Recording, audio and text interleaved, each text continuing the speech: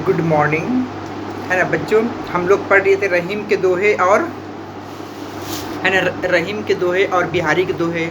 है ना, हम लोग पढ़ाए थे आप लोग को।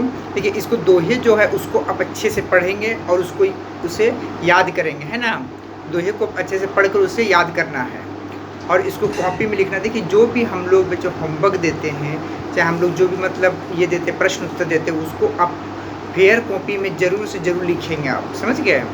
और सुंदर अक्षरों में लिखेंगे। ठीक है। अच्छा, अब हम आप लोग को प्रश्न उत्तर के बारे में तो चैप्टर पढ़ा दिए थे, आप लोग को प्रश्न उत्तर है ना। अब देखिए, इसमें लिखित प्रश्न है क्या, निम्नलिखित अति लघु है ना, अति लघु उत्तरीय प्रश्नों के उत्तर दें। पहला प्रश्न है, हमें किन लोगों की बातों का बुरा नहीं मानना चाहिए। है ना, रहीमदास जी कहते हैं ना, अपने पंक्ति के माध्यम से वो कहते हैं ना, हमें किन लोगों का बुरा नहीं मानना चाहिए। ठीक है, जैसे ना, जैसी जाकी बुद्धि है तैसी कहे बनाए, ताको बुरा न मानिए लेन कहाँ से होए। है ना, इस पंक्ति का प्रश्न है। देखिए, हमें किन लोगों की बातों का बुरा नहीं मानना चाहिए। जो लोग अपने ज्ञान के आधार पर कष्टदायक वाणी का उपयोग करते हैं, हमें उन लोगों की बातों का बुरा नहीं मानना चाहिए। है ना, पहला प्रश्न क्या है, हमें किन लोगों के बातों का बुरा नहीं मानना चाहिए। जो लोग अपने ज्ञान के आधार पर कष्टदायक वाणी का उपयोग करते हैं, हमें उन लोगों की बातों का बुरा नहीं मानना चाहिए। मैंने जिसकी जितनी बुद्धि होती है उतनी क्या होता है, वो मैंने कहता है ना, उतना वो बोलता है। जैसे अपने जो ज्ञान के आधार पर कष्टदायक ऐसी वाणी बोलता है जो दूसरे को दुख पहुँचे। है ना, तो हमें ऐसे लोगों की मतलब नहीं, क्योंकि ऐसी वाणी जो बोलेंगे वो वाकई में जिसकी जितनी बुद्धि होगी इतना ही वो बोलेंगे। ठीक है, इस तरह से। अब देखिए, दूसरा प्रश्न है, गुणवान व्यक्तियों को किन चीज़ों की आवश्यकता नहीं होती। गुणवान व्यक्तियों को किन चीज़ों की आवश्यकता नहीं होती।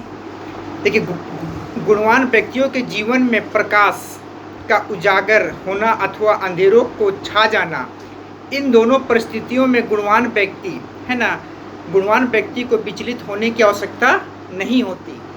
विचलित होने की आवश्यकता नहीं होती, क्योंकि गुणवान व्यक्ति को किन चीज़ों की आवश्यकता नहीं होती। जो व्यक्ति गुणवान होते हैं उसके लिए अंधेरा क्या, उसके लिए उजाला क्या, वो दोनों। क्योंकि गुणवान व्यक्ति किसी भी कार्य को करते हैं, वे अपने धैर्यपूर्वक अपने कार्य को करते हैं और अपने उन्नति की ओर बढ़ते हैं।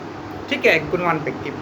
तो क्या जगह, गुणवान व्यक्ति के जीवन में प्रकाश का उजागर होना अथवा अंधेरों को छा जाना, इन दोनों परिस्थितियों में गुणवान व्यक्ति को विचलित होने की आवश्यकता नहीं होती है। ठीक है। तीसरा प्रश्न, तरुवर फल नहीं खाते हैं, दोहा किसके द्वारा रचा गया है। तरुवर फल नहीं खाते हैं, यह दोहा कवि रहीम के द्वारा रचा गया है। कवि रहीम के द्वारा रचा गया है।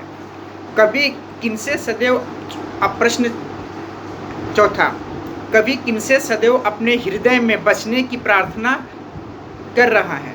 है ना, कवि भगवान श्री कृष्ण को अपने संपूर्ण सौंदर्य के साथ हृदय में बसने की प्रार्थना कर रहे हैं।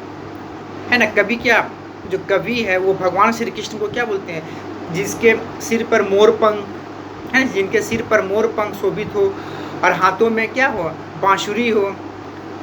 है ना, उर मतलब हृदय में क्या हो, हृदय में उनका क्या हो, वैजंती माला शोभता हो और कमर कटी काछनी। है ना, और क्या होता है, पीला धोती। इसी रूप को क्या कहते हैं, कभी भगवान श्री कृष्ण को अपने संपूर्ण सौंदर्य के साथ हृदय में बसने की प्रार्थना कर रहे हैं। ठीक है। बिहारी ने पराग नहीं मधुर, एक प्रश्न पांचवा, बिहारी ने नहीं पराग नहीं मधुर मधु दोहा किसको संदेश देने के लिए लिखा है। बिहारी जी ने नहीं पराग नहीं मधुर मधु दोहा राजा अथवा शासक को संदेश देने के लिए लिखा है ना। बिहारी जी ने पराग नहीं मधुर मधु दोहा राजा अथवा शासक को संदेश देने के लिए लिखा है। संपत्ति का संग्रह किस कार्य के लिए करना चाहिए। संपत्ति का संग्रह दूसरों के परोपकार के लिए करना चाहिए। संपत्ति का संग्रह किस कार्य के लिए करना चाहिए। संपत्ति का संग्रह दूसरों के परोपकार के लिए करना चाहिए। जिस तरह से पेड़ पौधे अपना फल नहीं खाते, नदी तरह अपना पानी स्वयं नहीं पीते हैं।